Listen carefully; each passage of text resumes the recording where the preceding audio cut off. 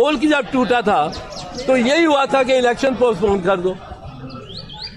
याह्या खान ने इलेक्शन करा के, बड़ी साफ शफाफ इलेक्शन करा के, और वो पार्लियामेंट को बुलाता नहीं था। बड़ी मुश्किल से वो 7 मार्च 1971 पे राजी हुआ।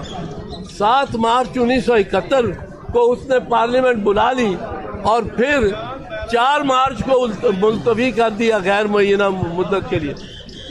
उस पे बंगालियों का सब्र का पैमाना लबरेज हो गया और उन्होंने बिल आखिर मुक्ति बाहिनी भी बन गई, ईस्ट पाकिस्तान राइफल्स भी डिफेक्ट कर गई और